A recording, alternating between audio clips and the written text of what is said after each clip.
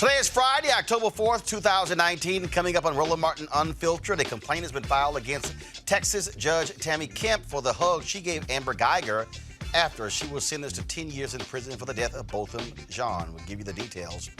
Remember juvenile Judge Traci Hunter, who fainted in court when she was sent to jail? Well, she is about to be released. Folks in Cincinnati are still angry about her particular case. Also, do educators need a special way to educate black boys? We'll talk about it with an educator at a school for boys. Also, got an update for you. In the Maryland HBCU case, seems the black lieutenant governor of Maryland none too happy with me after I called out his boss, Governor Larry Hogan, last night at the Capital Region National Minority Supply Development Council when it comes to funding of those HBCUs. He even told me, I know what the hell I was talking about, saying, have you read the judge's ruling? Yes, I have it right here. I shall unpack it for you. And also, we'll talk about more civil rights organizations signing on to Byron Allen's case against Comcast that will go before the Supreme Court in November. Comedian Alycia Cooper is here with her take on the new events of the day. And finally, remember the great Diahann Carroll, who passed away today at the age of 84. It's time to bring the funk on Roland Martin Unfiltered. Let's go. He's got it. Whatever the miss, he's on it. Whatever it is, he's got the scoop, the fact, the find. And when it breaks, he's right on time and it's rolling. Best believe he's knowing. Putting it down from sports to news to politics. With entertainment just for kicks, he's rolling. It's on go, y'all. It's Roland Martin, yeah. Rolling with Roland now. He's funk, he's fresh, he's real, the best, you know he's Roland Martin now.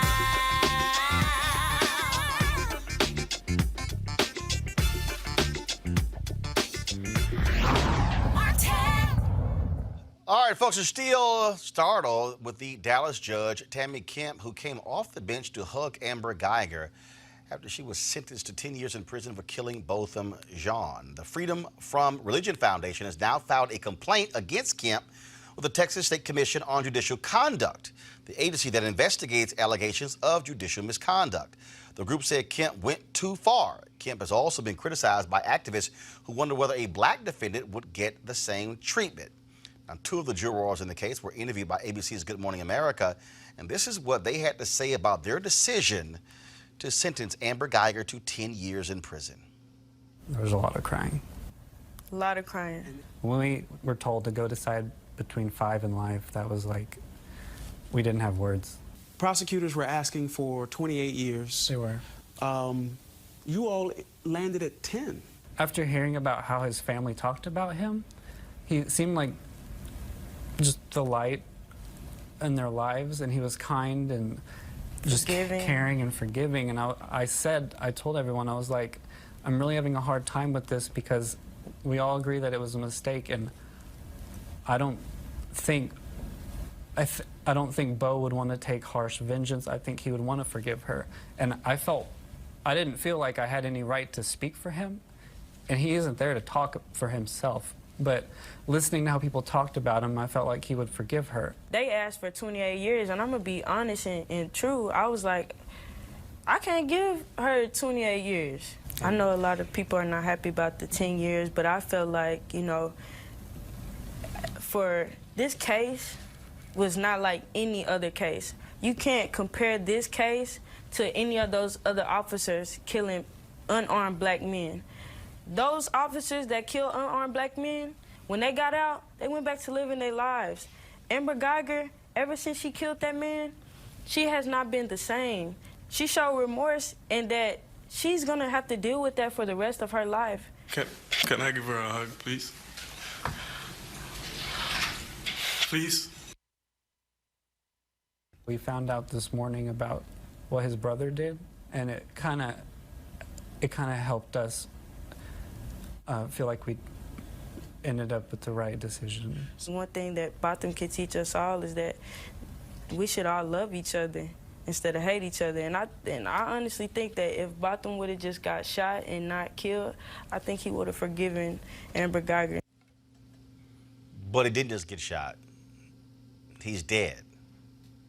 Like, never to come back again. And then talk about the remorse of Amber Guyger. Hell yeah.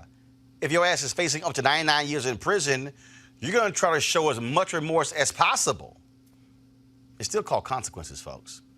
My panel, Chris Prudhomme, Republican strategist, Dr. Diahann Carroll, Howard University Department of Political Science. Folks, to hear the sister say, I couldn't give her 28 years.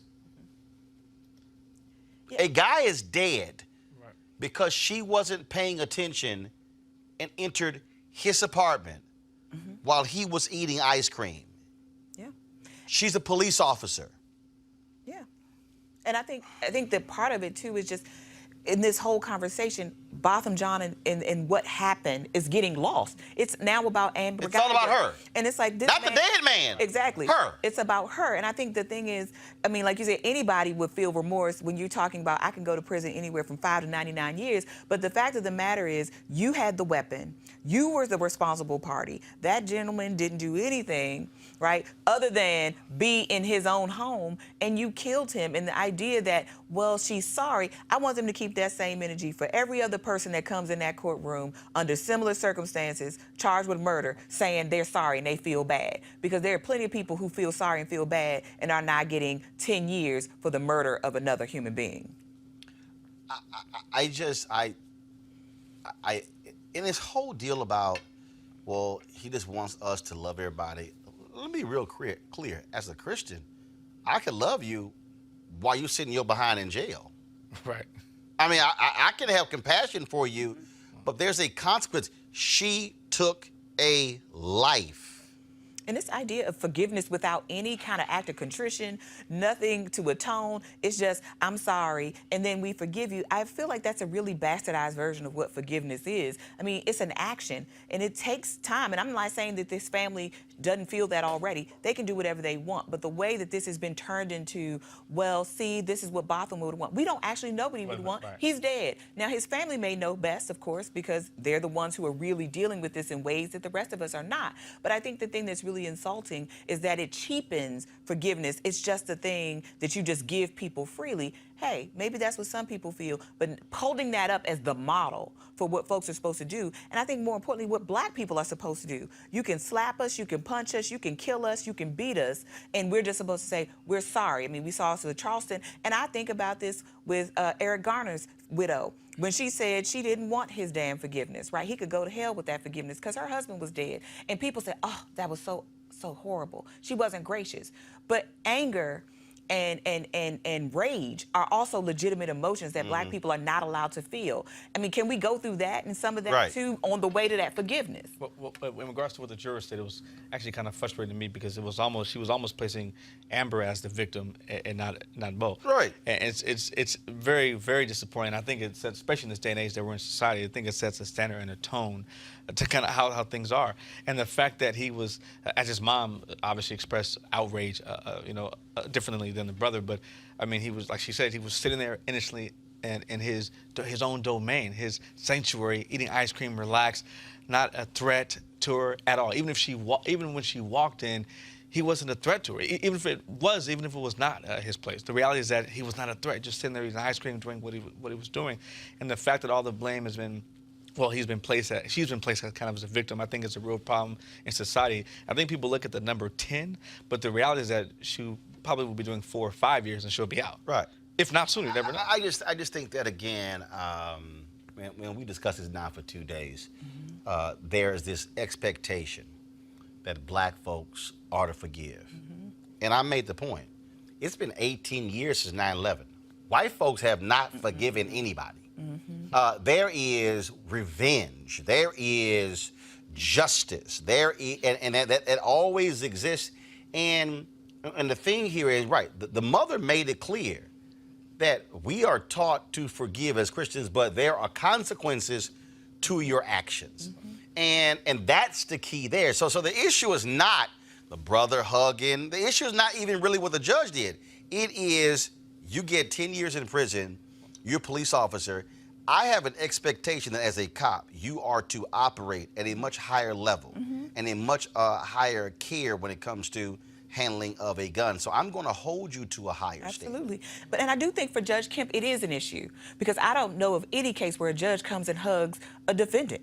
I've never seen it. I think it ruins this idea of impartiality. Like, why is this woman worthy of a hug? You're directing her to a Bible verse. You're giving her your personal Bible. It's like, keep that same energy for every defendant that comes in that courtroom. For every person you see, Amber Guyger shouldn't be a one-off. If this is truly how you feel and this is how you live in your practice of your Christianity and your faith, do that for every person that comes through that door. I don't know that you extend that kind of grace to anybody. So I do actually think it's an issue for the judge, and more so for the judge than Botham Jean's family.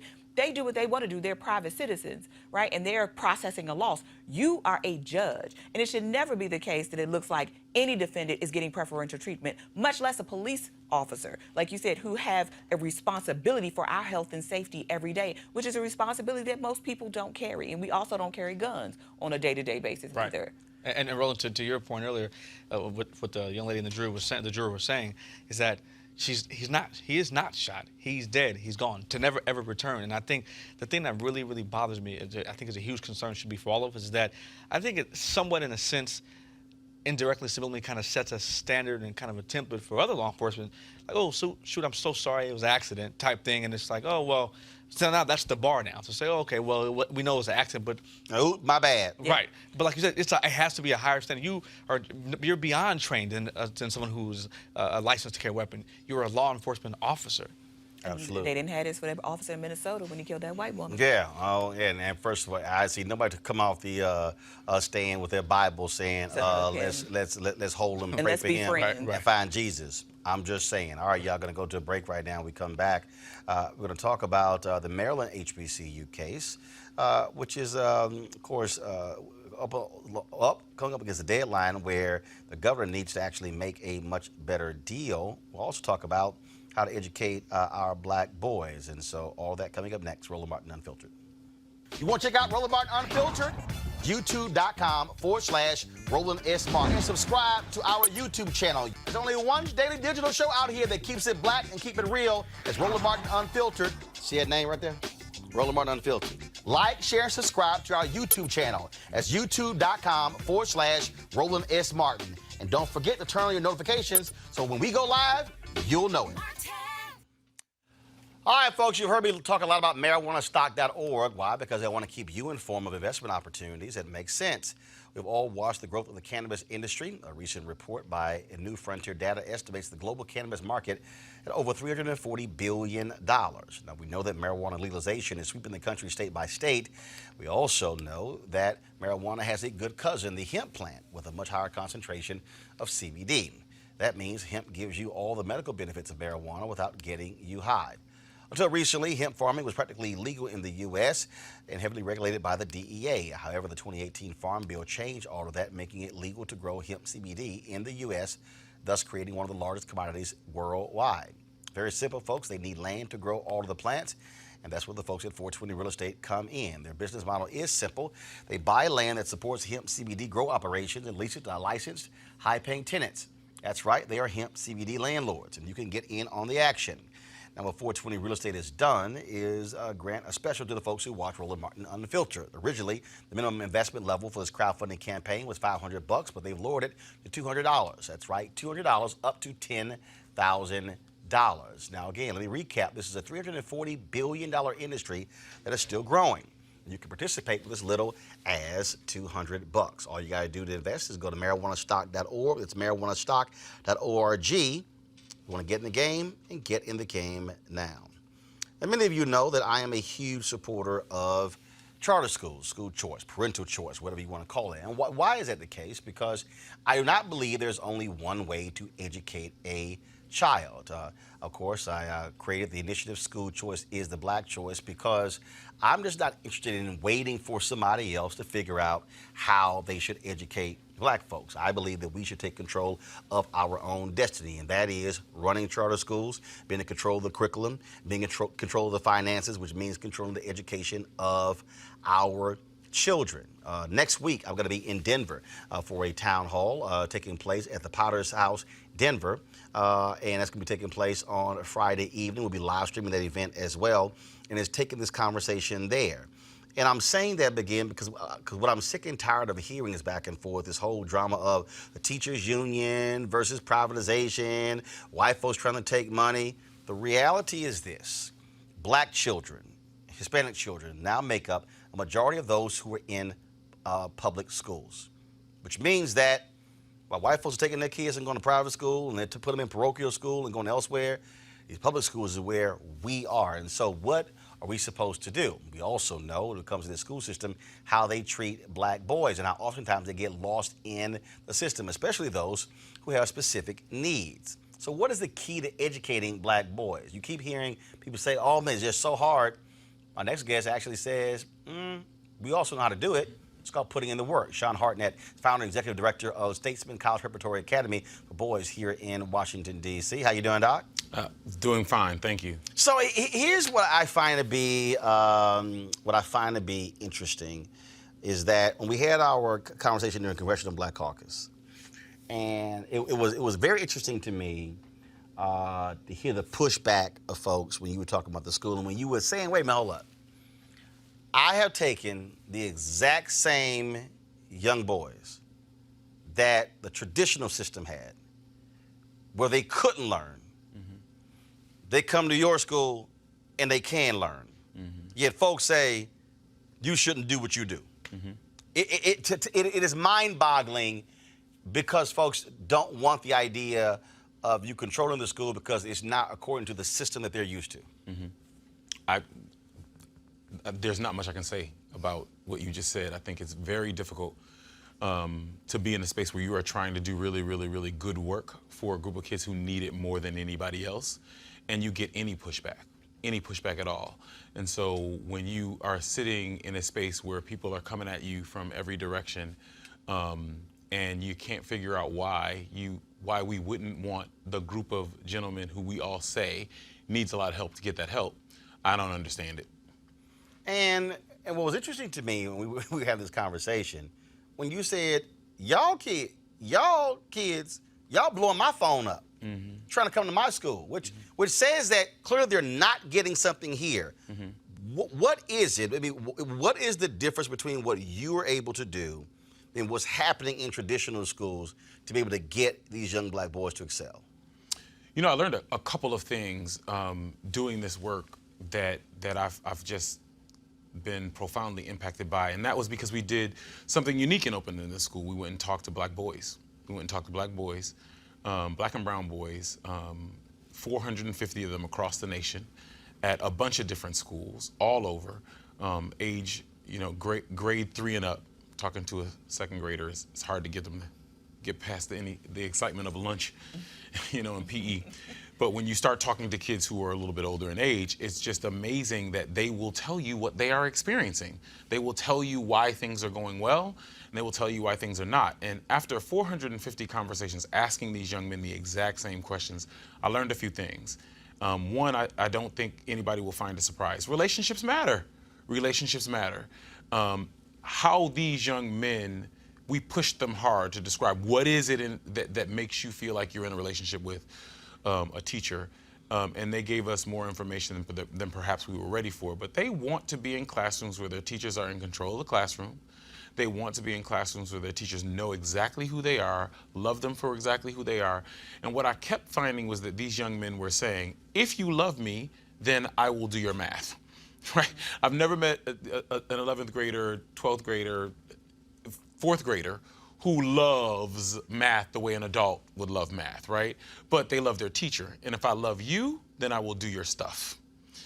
So they kept saying that there's this trading system that boys just kind of live with. If you like me, I'll do your stuff. Whatever it is you got to.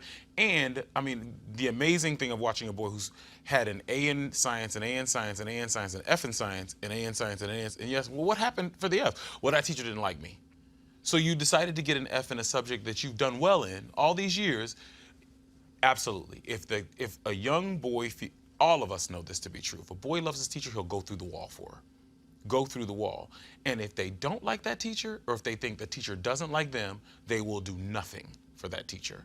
And so relationships stand out front, more than anything else, how we build, maintain, and leverage those relationships for boys, black and brown boys from inner city environments, may be slightly nuanced than what you might do in other places, but the relationship is first. Second to that, you really do have to get into some excitement for them. They want to have experiences that are outside of what they normally experience. They want to be challenged. These young men want to be challenged. They love it when I walk into class and say, I got an absolutely nasty question, right? It's going to make your brain burst, right? And they're like, yes, give it to me. And they struggle with it, but they want that to happen in a place where they feel safe, and where they feel loved, and where they feel known. How many students do you have? We had 65 or 60 last year. We have 130 this year, so we more than doubled. And the makeup of your teachers? My teachers, 75% of them are African American males. We increased the number of females this year, so we do have several female teachers in the building, largely all black. When you made that point, this is what Senator Kamala Harris said at the debate at Texas Southern University about the importance of black teachers. Guys, go ahead and play that. My first grade teacher, Mrs. Frances Wilson, God rest her soul, attended my law school graduation. I think most of us would say that we are not where we are without the teachers who believed in us. I have offered in this campaign a proposal to deal with this, which will be the first in the nation federal investment in closing the teacher pay gap, which is $13,500 a year. Because right now in our public schools, our teachers, 94% of them are coming out of their own pocket to help pay for school supplies. And that is wrong. I also want to talk about where we are here at TSU and what it means in terms of HBCUs. I have, as part of my proposal, that we will put $2 trillion into investing in our HBCUs for teachers because one, as a proud graduate of a historically black college and university, I will say that it is our HBCUs that disproportionately produce teachers and those who serve in these many professions. But also, Thank you, Senator. But this is a critical point. If a black child has a black teacher before the end of third grade, they're 13% more likely to go to college. If that child has had 2 black teachers before the end of third grade, they're 32% more likely to go to college. So when we talk about investing in our public education system, it is at the source of so much. When we fix it, that will fix so many other things. We must invest in the potential of our children. Senator Sanders, and I strongly believe you can judge a society based on how it treats its children, and we are failing on that. What you're talking about, that's what she's talking about. The impact of that specific teacher, and they're seeing black men teach, which is, and I think if any of us think back to when we were in school, especially being a brother, you respond differently to a black male teacher than you do anybody else. Absolutely. And I think that I still struggle today with how people struggle with that as a reality, that these young men in particular are growing up in environments where they are in need of that male role model and that male figure, and we are giving them that. But not only that, we are working with these men who come into the building to do this work with these young men to make sure that they are right, that they are investing in themselves and taking care of themselves. Our teachers literally, Fridays and Thursday and Friday, half the day, we have therapists in the building for the adults, not for the children, to make sure that we are right when we are doing this work in front of them. Because if you are like me and you come from a background like mine, then there is a chance you can bring some of that into the classroom. And when the kids bring what they're bringing into, if nobody's dealing with all of that as a reality, and we're going to all clash that into math, that's going to be a difficult subject. Yeah, I mean, I was resonating with this because I did have black teachers. I had black women teachers, and I still remember them. Miss Chase was my 4th grade teacher, and that is so important. But how do you, manage or balance the sort of academic with the emotional? Because I mean, it's an emotional time for young people, and then with some, like you said, some of the background issues. How do you manage that? And also, how do you make sure that the teachers and the faculty and other staff don't get burned out? Because I can imagine some of these are hard issues that come into that building sometime that you guys have to confront as really first responders for these kids. You are right on my street. There is definitely a reality to the fact that when you make the decision that you are going to serve black and brown boys who come from urban environments, you are with that deciding that you're going to take on some more maybe an additional level of trauma. A third of the students in our students are students with an IEP. They're students with a disability. That is significantly higher than most schools across the city, across the state, across the nation. These young men are coming in at more than 50% at risk. We knew that when we decided we would serve this population, that we would be taking on more than other schools decide to take on. And so we have decided to do some things differently than they do in other schools. We say all the time, we're not the other school. And so we spend quite a bit of time doing adaptive work with the teachers who are in front of our kids. You gotta spend time. It is a focus beyond any focus we've seen in any other school, where we are really using therapeutic practice as a part of PD all the time, and having people come in to provide, professional development and therapeutic support to teachers, not the kids. We're literally because a happy teacher makes a happy classroom. And so if we can support these adults who are oftentimes bringing in a lot more from their own lives because they're coming from backgrounds where they're carrying a lot themselves, if we don't help folks get in the room and say all of what you're carrying with all of what they're carrying inside this classroom, that could go bad or that could go good. We are an extremely resilient people, and we want to take that resilience and direct it towards outcomes for these young people. And so we've been very deliberate about that, saying we know what we're gonna put you in front of, and so we wanna support you as much as possible. Our folks overwhelmingly say this is the best place they've ever worked. And it's also some of the hardest work they've ever done. Those two things don't usually sit in the same job. Well, I think it's important. Something that you said kind of stuck with me is that I think having a therapist is really important, because you can't take the issues at home and bring them to the school. And I think more importantly is that, especially me growing up and obviously being younger, and I think it is so important because there's a lot of issues that we face at, being African American young at home, right? Are just in life, being young, whether it be bullied or being, the things of life as you have as a young kid. And I think being able to have a black male teacher that can empathize and that can understand everything from your situation at home to maybe you have a father that's home, with issues at the house, whatever the case may be, they're able to understand. I think they can appreciate that and empathize more than having a white male or white female teacher. But the other issue you have is that by being charter school, you make those decisions. Absolutely. And that's the difference. And see, we can sit here and dance around it, but the reality is you are the one. As a leader of the school, you're saying, based upon my study, my curriculum, all the things I've gone through, I know what's best. And so that's why I keep trying to explain to people where I say, look, if there's a traditional school that's working, I'm down with it. Cool. But if it's not working, I ain't down with it. There's a charter school that's not working, I'm like, get rid of it. But you have the flexibility to craft a curriculum, a workforce, and those things that go along with it. And that's the difference between having school or parental choice than being forced to only have one system. And I think it's so important that you highlight the power of autonomy and flexibility. If one of my teachers came to me with some crazy idea the other day about something he wanted to do, I was at the store, got it, and brought the stuff into the building. He was playing with it the next day. Now hold up. Now here's the people I need people to understand. People don't understand this. When we did my show, we did Roland Martin Unfiltered from, actually it was my TV One show, from my high school in Houston, Jack Hayes High School.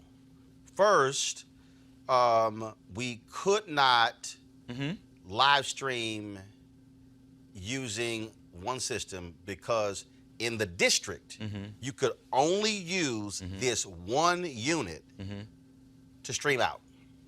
The unit cost $5,000. The streaming box that we had is $499. So they had to go through all kind of stuff to go around the firewalls and everything. But the reality is they have vendors where if you want something, you got to order from this vendor, and it's actually a massive markup, and you're going, wait a minute, why is this TV $1,800 when I can get one for $499 at Walmart? Absolutely. And so you see costs go up. Absolutely. All those skyrocket. Absolutely. And that's the difference. You would have had to wait maybe 4 to 6 weeks. Who knows? Or longer. Or no. To go through this acquisition process. Or very simply, it's not a part of the curriculum that we purchased. It's not a part of the curriculum that we are promulgating as a district. And so, no, you can't do that.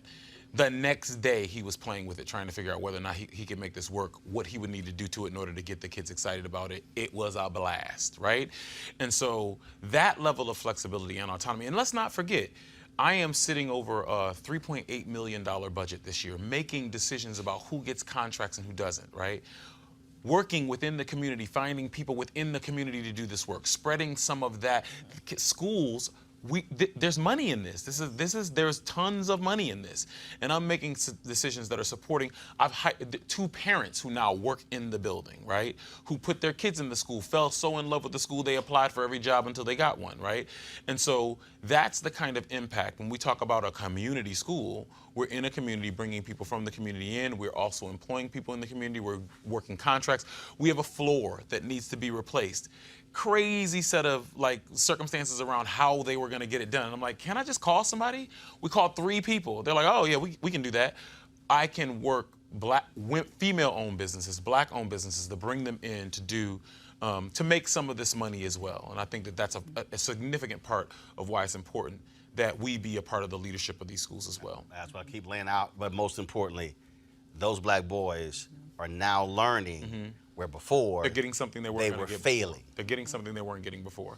And I'll tell you this story, and to keep it short, parent called me and said, I want to do something for you, go out in the community and do something for you.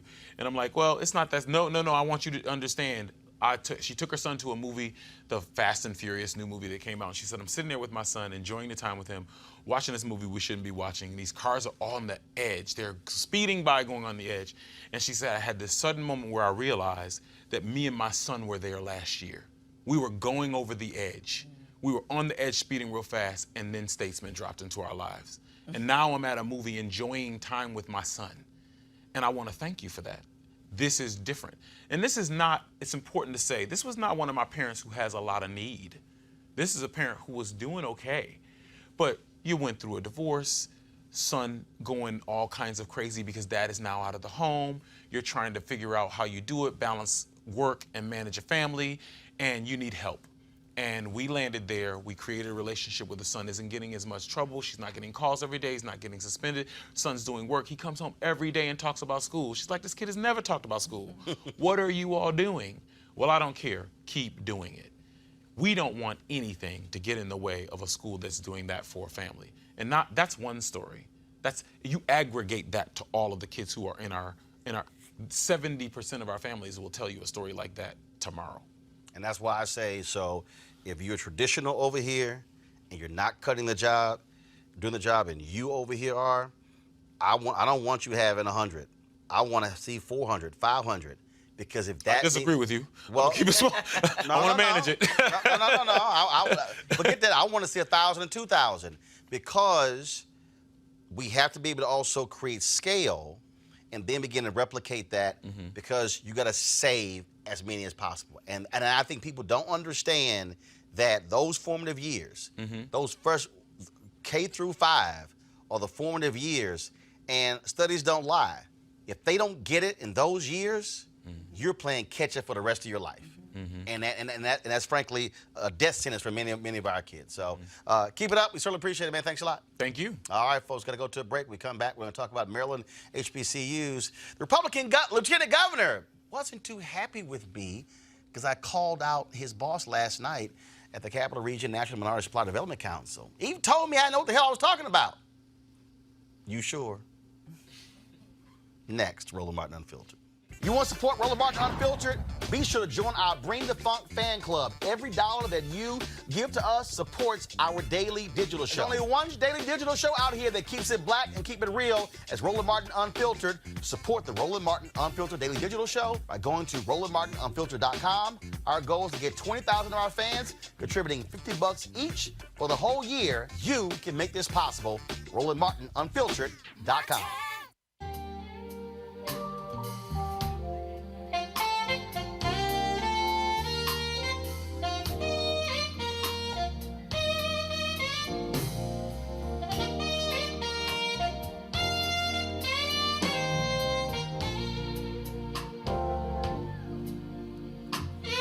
All right, fan, November November 7th through the 11th, the Luxe Jazz Experience is going to be phenomenal, folks, taking place in Cabo, November 7th through the 11th, of course, at the Day Club Los Cabos. Is going to be an amazing time. You're talking about, of course, golf and spa and wellness and, of course, unbelievable concerts.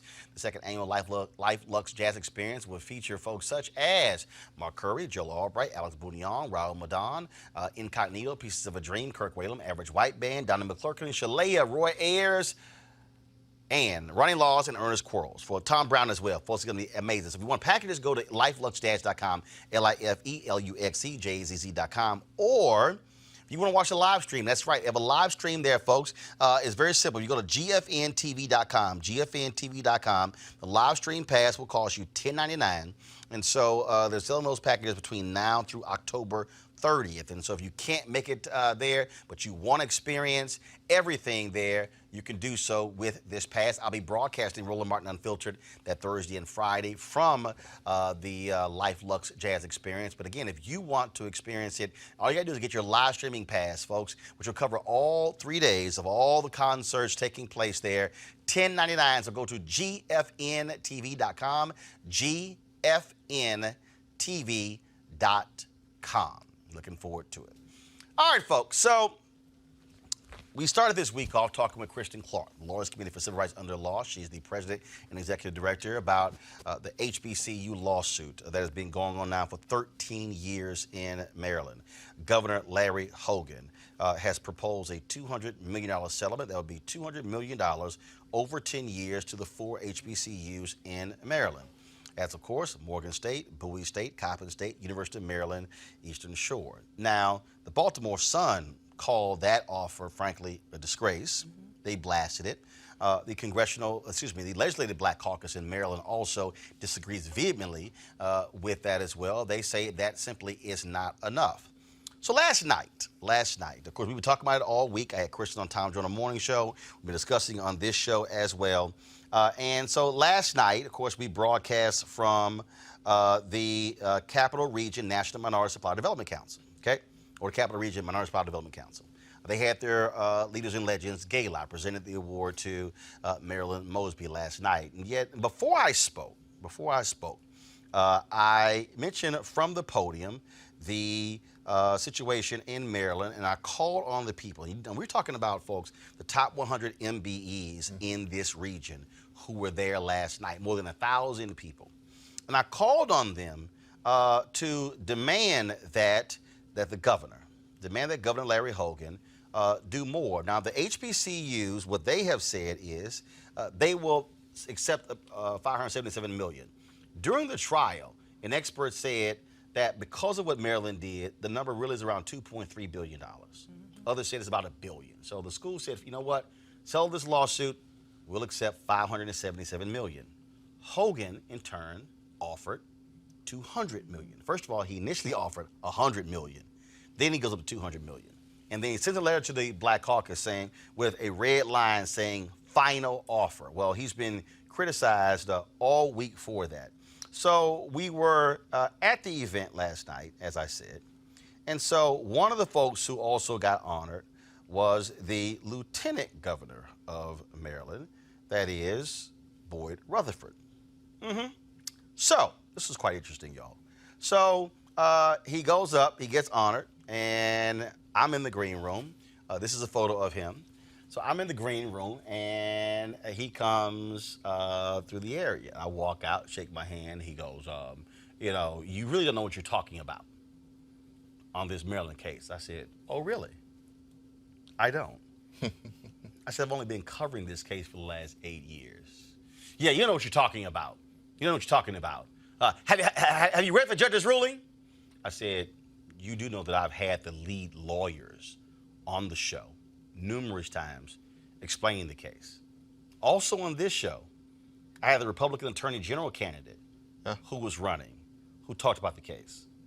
After he came on, the current Democrat Attorney General in Maryland came on the show, and we talked about the case. But you know what you're talking about. I said, oh, really? I said, well, you're more than welcome to come on my, no, I'm coming on your show. I said, you're more than welcome to come on Tom Joyner on my show to discuss this. No. we can sit down and talk about it. I'm not coming on your show. So then his security guard steps in, and I was kind of like, bro, I was like, I need you to back up. I said, the guy's giving me his card. So his aide gave me his card. And I said, oh, we can talk about it. But he kept saying, read the judge's ruling. You're wrong. Read the judge's ruling. I thought that was pretty funny. And it was a 60-page ruling. Read it. I was like, no problem. Here we go to my iPad. So this y'all is actually it's a 70-page ruling. This is the 70-page ruling. The Coalition for Equity and Excellence in Maryland Higher Education versus Maryland Higher Education Commission. It lays out everything: the introduction, the procedural history, proposed remedy, all of these things in here. Now, here's what you need to understand about this decision, and that is the judge ruled in this case that Maryland did not have an unfair system as to how they funded HBCUs. What the judge did rule, go back to my iPad, is that it says, yet current policies and practices traceable to the de jure system in the form of unnecessary program duplication having segregative effects at the HBIs persist. What the judge ruled is that the duplication programs have actually hurt the HBCUs. Now, Lieutenant Governor Rutherford acted as if I didn't know any of this. So he tells me I need to read it. What he has to understand is, see, this is what Maryland has done. This is the game they play. And it's not just been under Republicans. Same thing happened when Governor Martin O'Malley was there, okay, when the lawsuit originally started. Maryland wants to hang his hat on the judge ruled that we did not improperly fund HBCUs. Do y'all know what the original intent of the lawsuit?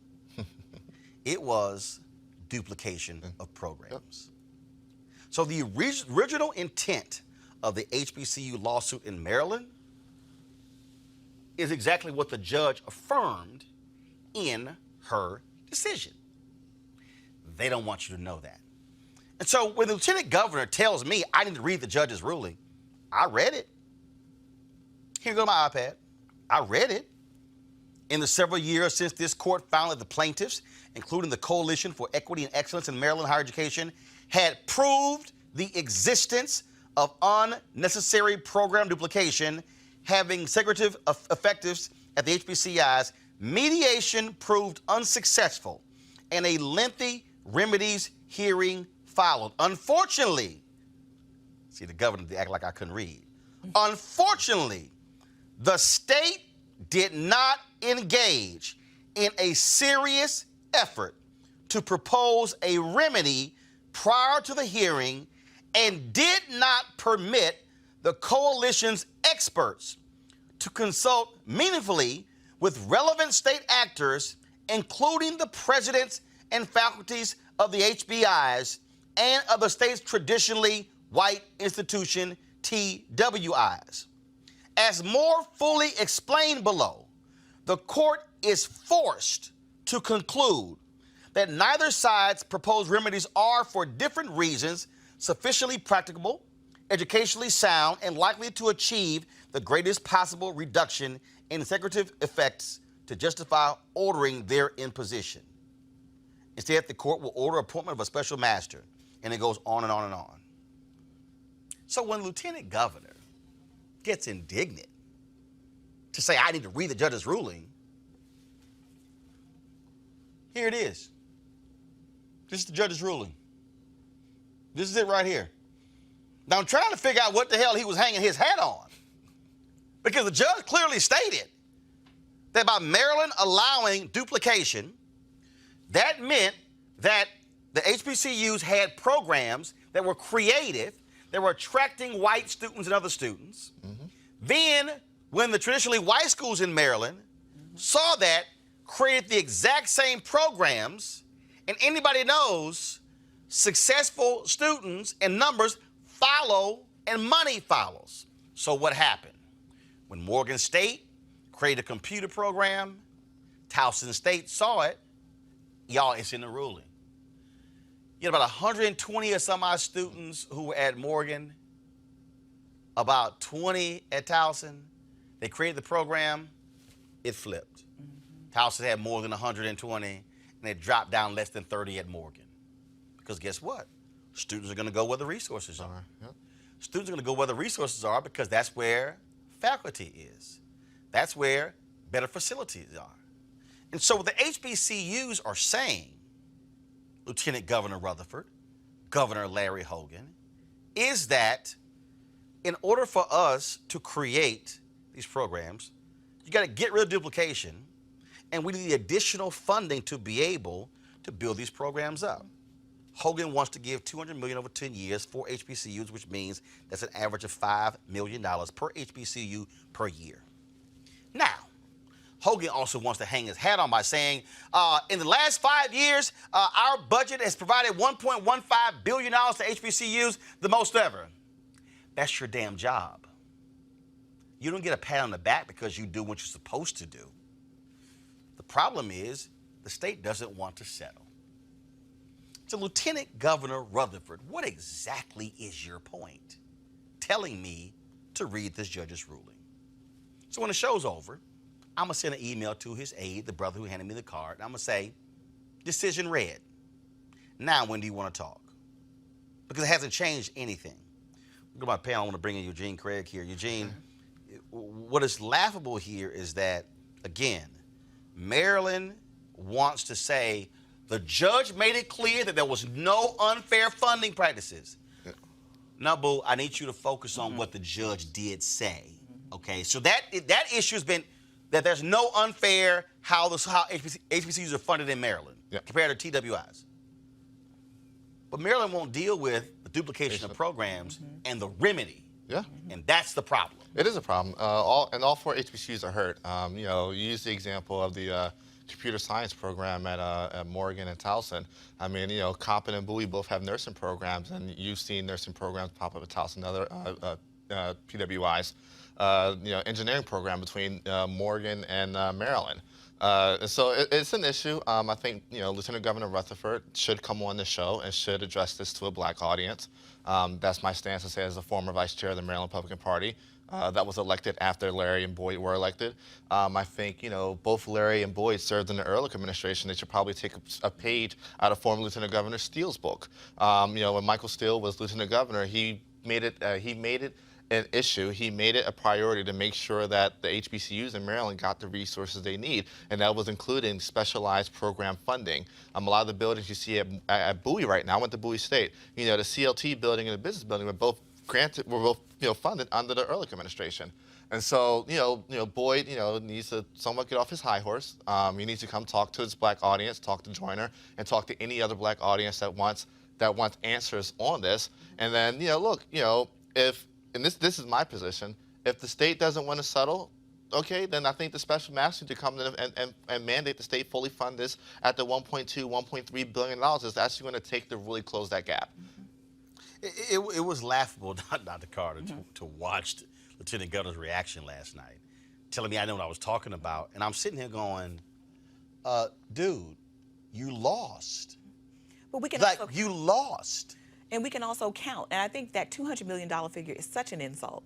I mean, that is, you can't do anything on anybody's university campus with $5 million. I mean, where is that? Can I give you a little alley-oop here? Just to put things in proper perspective, right?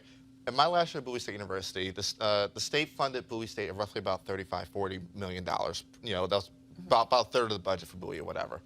You add $5 million to that, that's a drop in the bucket. That's not even a building. That's not even a rehab on a dorm. And I think what's more problematic about this, it's not just Maryland. It's North Carolina. It's Alabama. It's Mississippi. It's Texas. It's all these state where they are happy to have HBCUs do more with less, and we make things, and everybody else gets to take things and get the credit. And what the other underlying part of this is, these PWIs, what people are going is to the prestige as well, right? Yep. So it's not just that people are going over to Towson because Towson has the facilities and the faculty. Towson is also believed to have the prestige and all these things that a Morgan State and a Bowie State don't have, and they don't have it because the state has systematically underfunded these schools for decades. But again, the key here is that the judge ruled that it wasn't underfunded, but the duplication of programs serves the exact same purpose. And what is amazing to me is to watch this governor. And let me be real clear and see all the people out there saying, yeah, but it was a Democrat before Hogan. Right. Yeah, and we covered the story then too. The reality, though, it doesn't matter if it's Democrat. I'm calling out the Maryland legislature. Yeah. Because here's the deal. Here's what's going to happen here. If they don't come to a settlement this week or next week, this goes back to the Court of Appeals, and they actually will render a decision. They've been trying to mediate this whole thing. The reason that's important is because you mentioned North Carolina. North Carolina is covered under this Court of Appeals. So, whatever decision is rendered by this Court of Appeals has the effect and the impact on these other states. North Carolina has 10 HBCUs, the most in the country. And so this ruling has a potential impact on those universities. And that's what people don't quite understand. And so your thoughts on this? So back to what you said in regards to the ruling, the quote unquote, the state, correct me if I'm saying it wrong, but properly, but the state failed to support, right, to get the support to the program. So I think No. The state supported it. What happened was the state allowed the predominantly white institutions to create the same program that was created first. See, this is the difference. The HBCUs came up, innovated, created these programs that began to attract students. White schools like, oh, essentially they pulled a Elvis Presley. Oh, we gonna steal what y'all did. Absolutely. And created the same thing at their schools. And so the white students were like, well, yo, if I got a decision between going to Morgan State and University of Maryland, I'm going to University of Maryland. Because when you talk about the Maryland Higher Education Coordinating Board statements in Texas, you want people going to schools based upon the majors. And so what the judge said is that Maryland allowed this segregation to go on because they threw so much money into the programs at the predominantly white institutions. Same program at the black school, but not the same amount of money. But what she's saying is the duplication of programs is what created the segregation.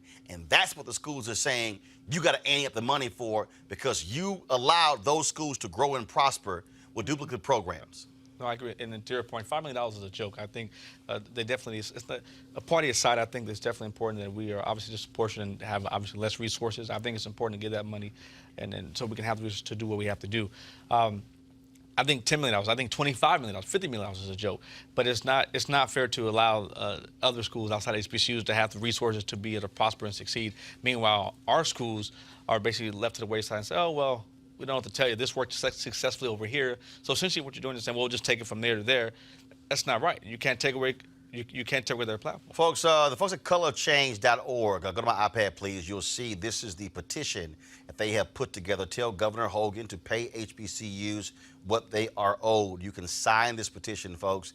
That will also be forwarded to them.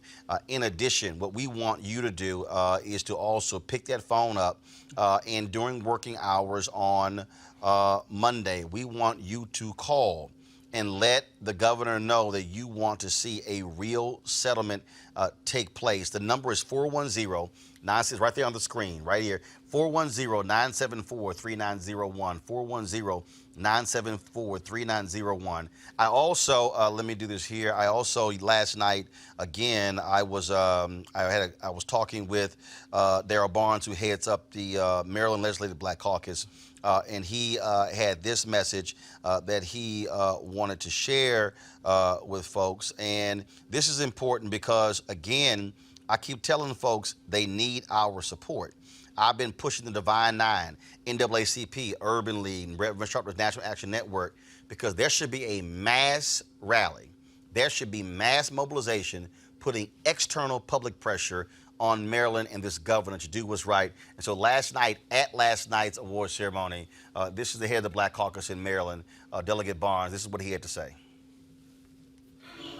All right, folks, I'm here at the Capital Region National Minority Spot Development Council, but here with Darryl Barnes, of course, heads up the Maryland Black Caucus.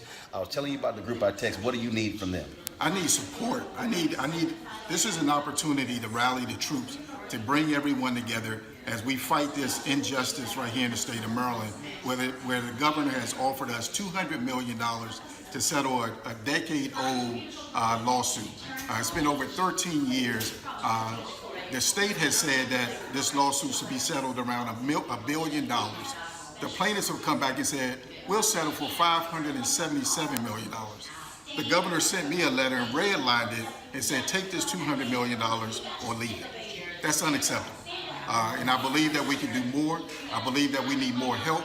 The legislators are doing what we can on the inside, but I need your help on the outside so we make a statement to let the governor know that we're not taking it. All right, folks, we're going to make it happen. Again, this is where public protest has to happen. Absolutely, absolutely. And I think the thing is, it shouldn't be the case that we are always begging for the scraps and we're always waiting till it gets to this point. Like I said, this is a decade-long case at this point. We know people who graduated from these schools, but they can't be the only people advocating for these schools. Right. We all have an interest because really HBCUs are the economic engines in these states and in the places where they're located. They're producing doctors, lawyers, judges. They produce more of those folks in STEM than any of their PWI competitors. So HBCUs actually have a real value here, and we have to make other people see that value. All right, folks, going to go to a break. When we come back, we're going to talk about Diahann Carroll, legendary actress, passing away today at the age of 84. This is Roland Martin Unfiltered. You want to support Roland Martin Unfiltered? Be sure to join our Bring the Funk fan club. Every dollar that you give to us supports our daily digital show. There's only one daily digital show out here that keeps it black and keep it real as Roland Martin Unfiltered. Support the Roland Martin Unfiltered daily digital show by going to RolandMartinUnfiltered.com. Our goal is to get 20,000 of our fans contributing $50 each for the whole year. You can make this possible. RolandMartinUnfiltered.com. All right, folks, today we, of course, got some bad news. Diahann Carroll, one of our most iconic actresses, passed away today in Los Angeles at the age of 84. Her daughter said she had been suffering from breast cancer for the last several years. Her starring role in the television program Julia was the first time that little black girls and black boys could see, frankly, somebody African-American in a non-servant role on television. Younger TV fans remember her best as the conniving Dominique Devereaux on the nighttime soap Dynasty in the mid-1980s. But in 1962, she became the first African-American woman to win a Tony for her performance on Broadway in No Strings. Here is her acceptance speech. The winners are Anna Maria Alberghetti of Carnival and Diahann Carroll of No Strings.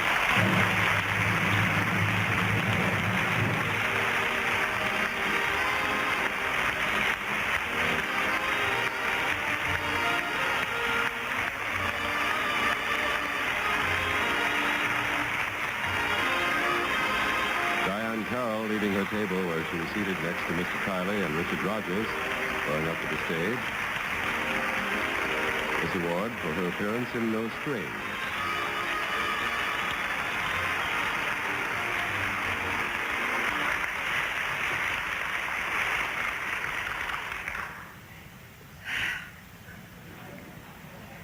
I wanted this. I'm like Abe Burrows. I really wanted this. If you think I'm not going to talk about Richard Rogers, you're crazy. I've wanted to be on Broadway for 7.5 years. And he put me there.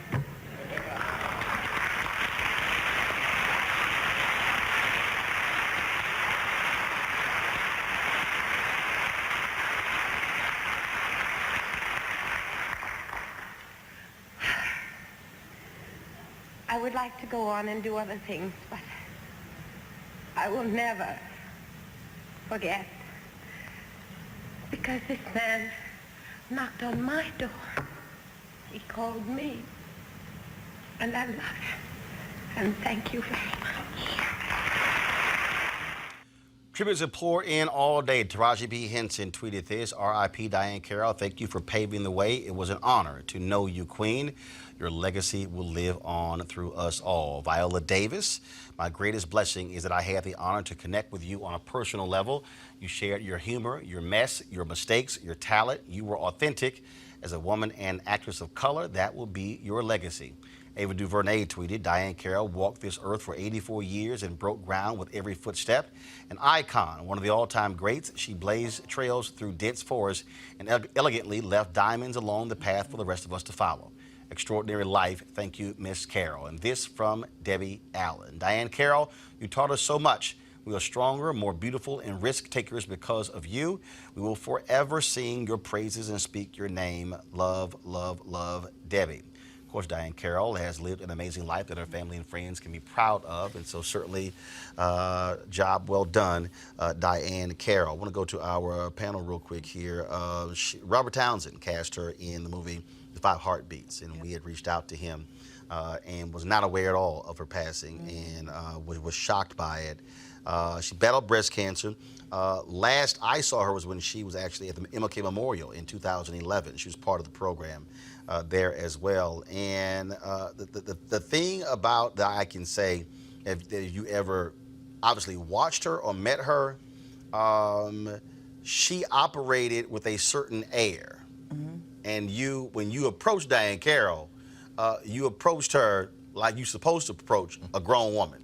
That's how she carried herself, Dr. Carter. Well, I mean, she's absolutely elegant and probably one of the most beautiful women we've ever seen. And I really loved her as Marion Gilbert. That was my Diahann Carroll. I remember her on Dynasty, but it was Marion Gilbert. And I think one of the things that gets lost is how funny she was. I mean, she was incredibly funny, had great comedic timing. And I just wish we would have gotten that Patti LaBelle, Diahann Carroll spinoff from Different World, because I think that would have actually been a real bonus. Well, yeah, those of us who watched A Different World certainly remember all of that, her playing Whitley's mother on that show as well. It's amazing.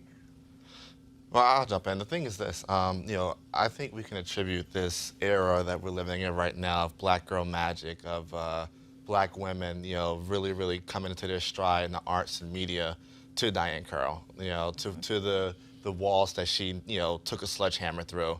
And I think, it's incumbent upon us to make sure that her legacy doesn't die.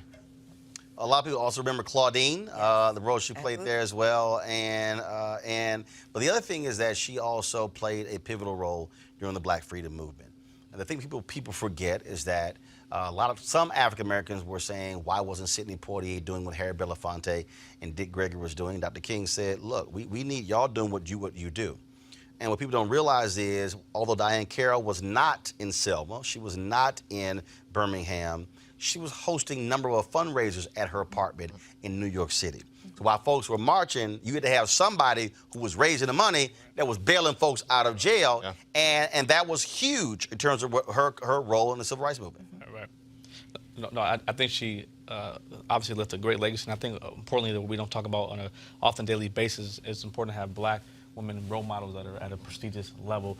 Just look at her acceptance speech, her poise that she had. I think she was absolutely incredible. And I think, nothing against our rappers and things like that today, but we just need more women black women who set a high standard and a high bar as you should be as a black woman.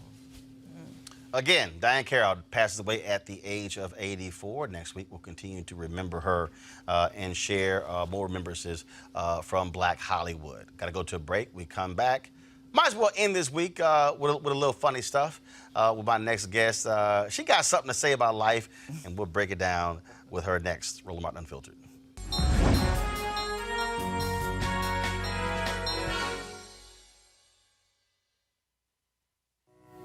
The people that I talk to, a lot of them are scared. Losing your eyesight can be a very scary experience. My job is to help them start the process of getting the resources they need to live a full and healthy life. I'm Cynthia King, and I'm a Senior Therapist Program Assistant for the New Jersey Commission for the Blind and Visually Impaired. I've been doing this specific job for 18 years, but I've been in public service for 28 years. When a consumer calls in, I am the first person that they speak with, and I provide them with the information that is needed. I ask the individual, can you kind of tell me, because of your vision loss, what problems are you experiencing?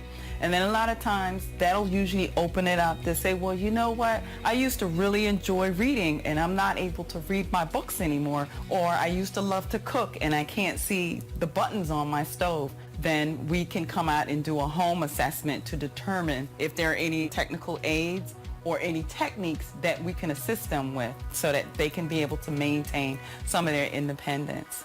Cynthia is a very caring, loving person. You can hear her on the phone talking to the clients, and you can hear the passion in her voice.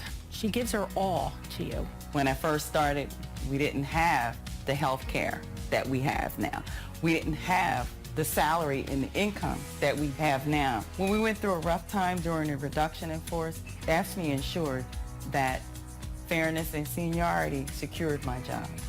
Our clients are going through a traumatic change when you lose your vision, losing your independence. But Cindy always seems to find a way to make them comfortable. Her friendly tone, her demeanor opens the door up for them to say, well, yeah, send a rehab teacher out here. I want to meet with a mobility instructor. It's because of the way she handles the initial conversation. I've done this job for so long because I love what I do and I love helping others.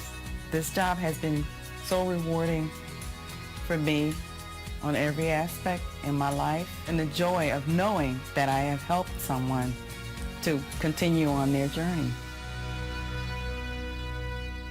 All right, folks, we certainly want to thank AFSCME for being one of our partners here at Roland Martin Unfiltered, and so their support has been a huge to making this show possible. It's been a crazy weekend in politics, and comedians have been having a ball all week. Alycia Cooper, she joins us right now. She's from Maryland. Her dream was to do stand-up comedy.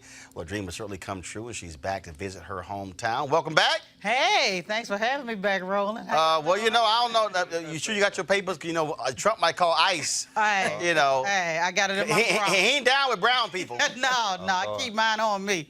It's crazy. I mean, it's been a crazy week, hasn't it?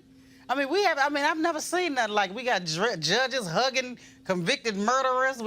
I'm like, come on. Everybody gets this whole thing of forgiveness mixed up. Nobody's saying not forgive. You know, you're not a Christian if you don't forgive. We saying, how you forgive 5 minutes later? Like, forgiveness to me is earned. Right. You know the process Mike Vick had to go through to get white forgiveness?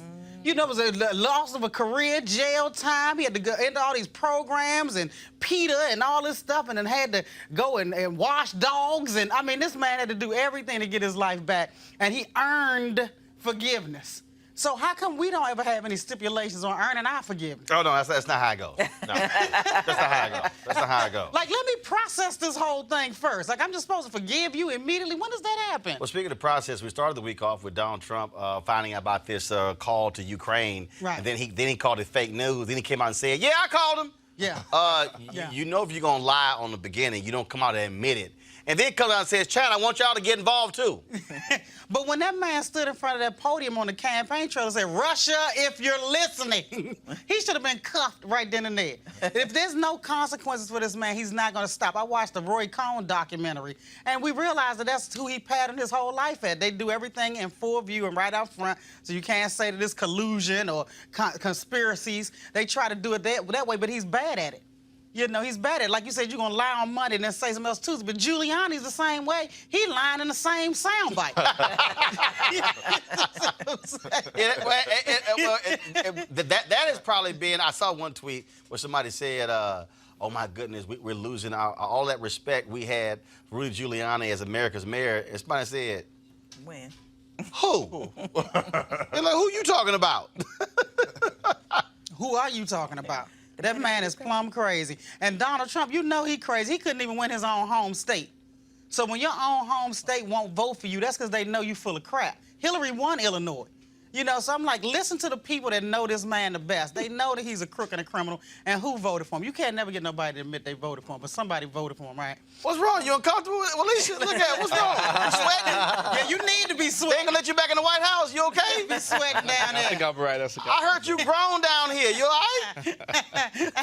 He over there. We need a defibrillator for him. Clear? They've always been nice. He's a nice guy, man. I think that. Who is? Who's a nice guy? I think the message. So I've always said this, and I really mean it. I've always said this. People, I'm gonna choose my words carefully. You never know this will go. Back to the White House. Down the street. They watching. Two blocks left. Yeah, I'm about to get audited right now for my jokes. There are those around him who remind him that sometimes the things that he says on Twitter potentially can rub folks the wrong way, and to focus more on the policy and the good things that he has done and is doing. First Step Back, HBCU, funny things like that. Does it need a hearing aid? Because he damn sure ain't listening. So I try to focus on the positives, that he is doing, and the good work that he's working on right now. I mean, he has great people like Jerron Smith there, who does a phenomenal job, HBCU graduate as well. Phenomenal guy who really is passionate about it. But we definitely are living in a challenging time. I mean, I think it's just very divisive, both parties. You got people like AOC and Maxine Waters who... Bro, really? I think really. Aunt Really? Maxine. Really? Hold on. You actually brought out both parties' bullshit.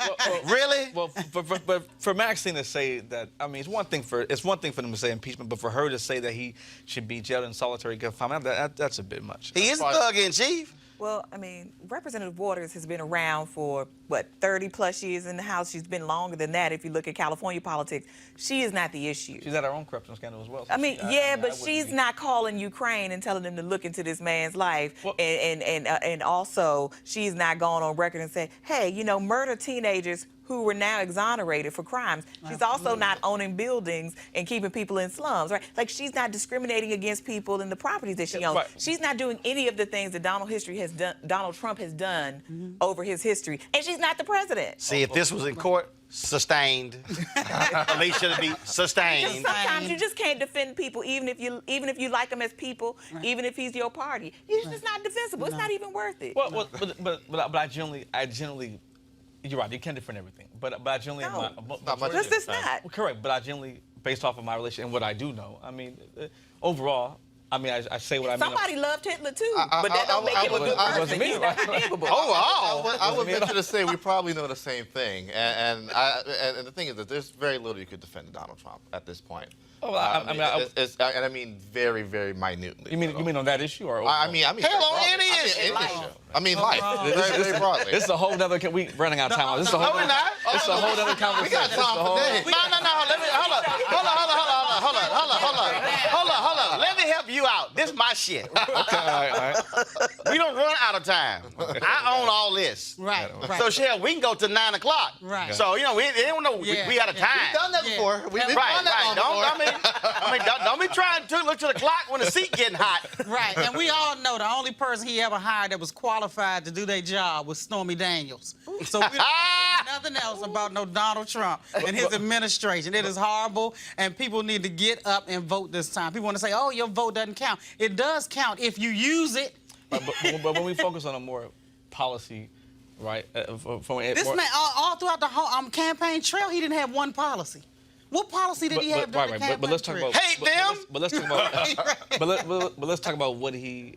The ironic part. This is why they're actually having a summit right now at the White House on black issues. Why we're talking at this very moment. So say what? Who's the black people there? Who? With Candace them? Who's that? Boy, bye. No, Boy, bye. She's gone. I would say this. Yeah, there was actually, it pains me to say this, but probably a few times there was some kind of actually policy discussions when Omarosa was there. All right, we need to get her back. No, we don't. Let that woman be. She finally got her soul back a little bit. I think she finally got it. But no, really. But even like the first step back, I think. The thing with the first step back is that you have folk like Rand Paul, you have folk like Cedric Richmond, you have folk like Maxine Waters that were working on that well before Donald Trump entered the scene. Just because he put his signature on it doesn't mean he gets to clean the... I mean, Jerron... I give Jerron 100% credit on that. When he was back on the Hill before he joined the White House, you know, he was one of the architects of that deal, among other deals. He was a generation opportunity before he came to the White House, right? And I worked with him personally on criminal justice reform. I mean, but look, the reality is that he definitely is doing all he can do. He is doing a substantial amount of... But the thing is this, I'm going to one more point. But the thing is this, right? Jerron's a brother. That's a big brother to me, all right? But if we're gonna, and I think one day Roland probably should facilitate this conversation. We're gonna have a real conversation about the Trump White House. Right. There needs to be a conversation why there are no black senior staffers in the Trump White House. Right. Well, first of all, and I'm with you on that. But first of all, you have to get people that want to be there. You do. And I can rattle off. Let me tell you something. I can rattle off a list of probably 50 people right now that would. Alycia, here's what I think is funny. Here's what I think is funny. Here's what I think is real funny here. Okay. This is sort of like to be a black conservative and try to defend Trump. It's sort of like that dude who don't see his kid all year, ain't bought no gift, ain't paid child support, but he come in with a damn Hot Wheel and then say, you ain't gonna give me a hug? You can't do one damn thing and then somehow go, show me some love. Hell no! Exactly. You nailed it. That is the administration. But y'all got a hard job. Every time you start talking, this man get parked. He got to get some more water. This is a stressful situation for you. So let me ask you a question. We talk about this all the time, different people. Honestly, I want to ask you an honest question. Look, he was getting ready to go for the water. would it take? Yeah, this is a different type of audience, let me tell you. Fox is doing, we have a lot of fun. But anyways, so what would it take? Fox will challenge you. That's another story. They won't challenge you. That's why they don't call me. Oh, hell no. Fox ain't going to call me. They call everybody who come on my show but me. Oh, they got my number and the email. They like, no, we ain't calling that Negro. They say, him different. Him different. You said, what would it take? Yeah, no, seriously. Like, so if you were in front of President Trump right now, and he said, look, I understand your frustration, but frustrations aside, what would it take at this point? What would you like to see happen? If he literally actually said, give me 5 things or whatever, one thing that you I'll give you one. Resign. Boom. Quit. Oh, man. Okay, well, one thing I would like him to be more of a unifier. It's too much division coming from 16. Next. Okay, go number 2. That ain't going to happen. Okay, that's not going to happen. Number 2, I would need them to stop making excuses for stuff like, for instance, minimum wage. They want to say, oh, minimum wage will bankrupt people. Skip that one. He ain't going to do that. Minimum wage on a sliding scale. What's number 3? He ain't going to do that. Number 3, I need him to put some more African Americans in positions of power. He ain't gonna do that. What's number 4? Staff position. What's number 4? Number 4. He did appoint. I don't have her name correct, but he did appoint the first black female general. I can't think of. You might know. Attorney General? No, general. General of military. First of all, the president doesn't appoint generals. Generals actually earn their way up, and then they're actually recommended for the next level by the Pentagon. And then the president, in the ceremonial way, signs off. But he don't appoint the general. Well, I shouldn't say appoint. The point is he helped. He pinned the ribbon. Well, she had a long career by the time she done made it to general, so she just happened to be the guy in the shed. You might want to skip that one. Come up with something new. 4th thing. Yeah, what's your 4th or 5th thing? Why he thinking of something new? Man, I mean, it's just nothing that we could do that would help the situation he's going to agree to. You know, I want to abolish the Electoral College. He's not going to agree to that because it benefits him. So there's so many things that won't get passed. You know, what I mean, everything is stacked in his favor. He's stacking the Supreme Court. He's stacking. But I gotta ask you. Hold on. Hold on. He's so ignorant. Is it hard for a comedian to get jokes, or is this just like? Oh, it's easy. It's easy to get jokes. But look at SNL. The stuff writes itself. Yeah. You know, no, it's very easy to do jokes in this climate on Donald Trump. It's actually a little too easy. You think he'll be reelected in 2020? Hell no. Hell no. In a scary way? In a scary way? I think so. No, he ain't gonna get reelected. In a scary way. Let me tell you, unless people that did not vote get up off their behinds this time. Let me tell you something. He ain't gonna get elected. We are not electing a man who's the same color as your tie twice. It ain't gonna happen. Ain't gonna happen. If people don't get up off their butts and vote, we're in trouble. I don't think the Democrats have anybody. I will say this. I think the Democrats have 23, 24 candidates that could just put their name on the ballot and defeat Donald Trump. Right. Never again will you see Donald Trump or another Republican win Michigan by 16,000 votes, win Pennsylvania by 40,000 votes, or Wisconsin by 20,000 votes. And Democrats this year are ABT. Those margins you will never see. It ain't gonna happen. You can put a squirrel up. Ain't gonna happen. And honestly, if the Republicans care about their own party, they should do everything they can to defeat this man. I mean, look, the soul of their party is on the line. We cannot have a serious discussion about black people and Donald Trump until 2 things happen: until there are actual black senior staffers, not named Ben Carson, or that actually have access, power, and resources. 1, and 2. Did you actually say what's wrong with Carson? And two. Is he awake? And 2, if the Trump campaign is serious about engaging black voters, if they're raising $125 million in coordination with the RNC quarter in, quarter out, and I know for a fact that the convention is already fully funded and all their programs are fully funded, there's no excuse that there isn't ample black and Hispanic staff. There's no excuse that there isn't ample resources for black and Hispanic field staff. Yes. And there's no excuse that there isn't ample resources for black vendors to do business under with this the RNC man's and the administration, the campaign. clock has been rolled back on black progress. You know, there's fewer black cabinet members in the last few decades now. I mean, he's taking a page out of the Nixon book, right? We've given up on blacks. In no way. So we're just going to move on, right? Yes. And he's not the only one, in fairness. But I do think this man is a grifter. This man is a thief. He does not care about being a Republican in so much as Better taking take a sip of that water. So I He just wants don't it. even know why Republicans want him. Right. I get you want to win, but doubling down on this man is horrifying to me. But think about how funny it is how we used to complain about McCain and Romney possibly winning. I mean, we we take complain either about one of Bush, them right and now. I'm saying Bush looks amazing Look, right Bush now. looks great right now. I got to ask you the last question here. There's no group that hates Republicans more than black women.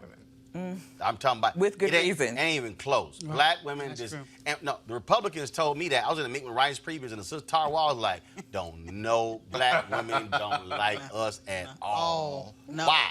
No, because black women have a ability to see through BS. We cut straight through it. I remember I had a boss. I was when I was in college. I was working at NIH in the evenings, and my boss said, I was like 20 years old. She said, "You black people have a very good sense of BS. You guys don't. You see straight through everything." And at the time, I was too young to realize what she was saying. But then years later, I was like, she is exactly right. We have this sixth sense. We can smell it a mile away. We can see it. We know it. We don't have time for BS because we already have too much responsibility as it is that we can't afford to have the wrong person get a certain And job. not to mention that their policies disproportionately hurt us, right? When you talk Disproportionately about hurt us. access to abortion, access to birth control, a fair minimum wage, a living wage, child care provisions, environment, right? We're still talking about, you're talking about black women. So yes, we got real beef with Republicans. And I actually think there could be some space in there, but there will be no space to have a conversation about black people and Republicans as long as this man is the face of your party and you all continue to double down on his lying, sleazy, filthy, inhumane policy. This man is regularly and routinely in violation of international human rights laws. Not to say he's the only one, but talk about that border. Ain't gonna happen, Chris. Talk about Chris. Ain't gonna happen. Yeah, Chris, you ain't can't gonna convince happen. me. I'm one of those black women. Chris, ain't gonna happen. 24. Chris, it ain't gonna happen. So here's my question. And the funny thing is, black women are conservative. But we're not gonna go over that way. So that lets you But know we don't like something is racists, wrong. right? We should be with conservatives if the conservatives were not racist and horrible. If Republicans, we I should can't be say an easy conservative. group for you We to will get. see y'all in 2024. So here's my question. So let's say, okay, let's say he's reelected, right, 2020. So and actually a buddy of mine, sure, Michael, we talked about this numerous times. So really, how do we, as a culture, come together and say, okay, look, let's say he's reelected, right? Okay, great. So now you have 8 years. So how do we say, listen, it is what it is. Those that are frustrated, whatever, don't like him, whatever. How do you say, okay, look, now we have 4 more years?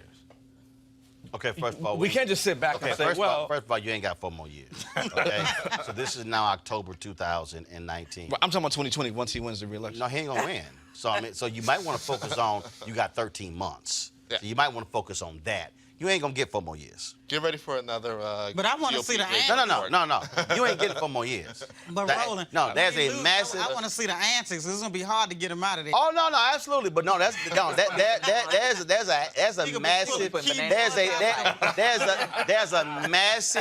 a massive Goodyear blimp-sized can of whoop ass that's about to be open. And that's why all your Republicans are retiring in the House. Yeah, That's why they freaking out in the Senate. 6 members in Texas alone. Say, bro. 6 members in Texas Say, dog. They alone. like, yo, we out. We And in because we 2018, look. those We midterms are in look. indication. I'm telling you, Alycia. Republicans right now going like, is that Debo coming? They like, is that Debo coming? Get in the house. Debo coming. Get in the house. He better whoop all of our asses out here. Can't even sit on the porch. Nope. That's what y'all buy. I'm just trying to let you know. So I'm just saying, I mean, all them white folks in Ohio ain't gonna say you this time. Nope. Ain't gonna work. Alycia, how can folks reach you? Where you performing next? I'm gonna be at Comp Sports Cafe in Bowie tomorrow night at 7 p.m. So you can get where? online. Cough Sports Cafe. What you doing? Watching the game or something? No, I'm doing stand-up. God! I thought you wanted us to meet you there, watch the game, and have some hot wings or something. No, we're doing stand-up. This is the first time they're bringing comedy there, and it's gonna be myself, Adela Banks, Frankie French, and Freddie Burnell, and a surprise special guest. So we're gonna have a good time tomorrow night. All right. Well, good And luck I went with to Benjamin Tasker Middle School, so some of them coming out. All right. Well, how can folks reach you on social media? You can Alycia Cooper 2 at Instagram. Cool. All right, that's it, folks.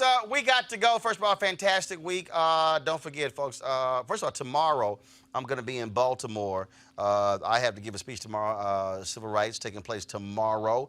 You know what that also means. I'm not going to be in Atlanta for the opening of Tyler Perry's studio. Don't worry about it. I'll be there on Sunday. Don't worry about it. I'll be there on Sunday.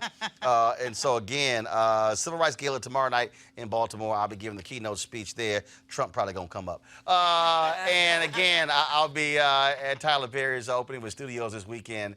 They have the gospel event, gospel brunch taking place on Sunday, so I'll be there. Looking forward to that. Folks, don't forget, if you want to support what we do, look, we the blackest show out here. And again, hey, Maryland Lieutenant Governor Rutherford, come on, hang out with the brothers and sisters. We can have an HBCU conversation right here. More than welcome. More than welcome to have a conversation. Trust me, it ain't gonna be that bad.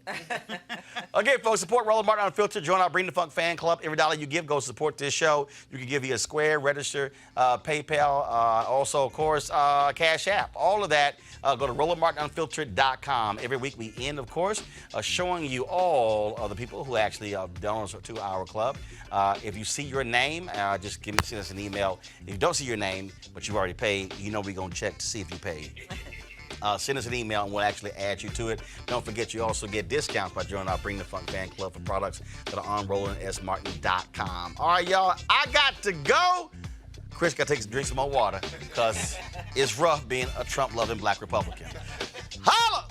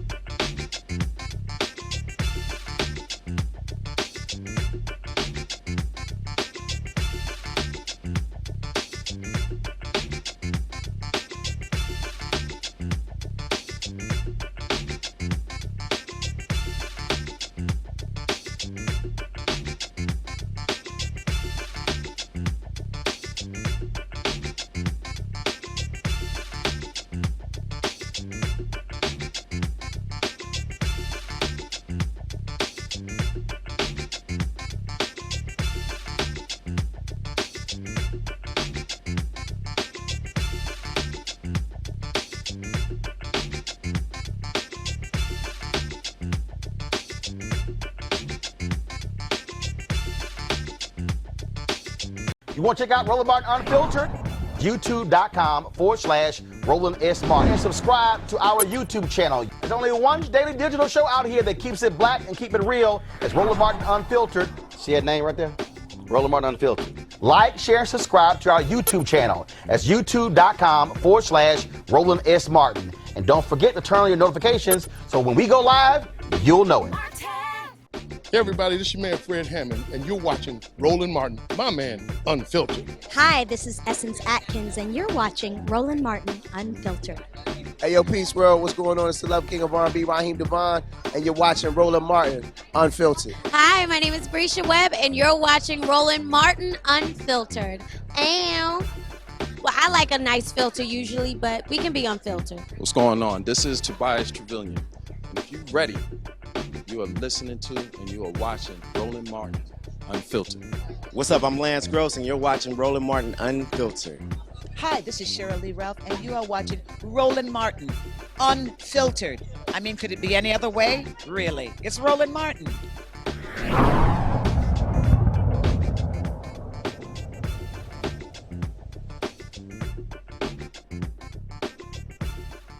You want to support Roland Martin Unfiltered? Be sure to join our Bring the Funk fan club. Every dollar that you give to us supports our daily digital show. There's only one daily digital show out here that keeps it black and keep it real. As Roland Martin Unfiltered. Support the Roland Martin Unfiltered daily digital show by going to RolandMartinUnfiltered.com. Our goal is to get 20,000 of our fans contributing $50 each for the whole year. You can make this possible. RolandMartinUnfiltered.com. Hey fam, want to check out Roland Martin Unfiltered? The blackest show on all of digital, cable, and broadcast. Check out our audio podcast. There's only one daily digital show out here that keeps it black and keep it real. It's Roland Martin Unfiltered. Press play.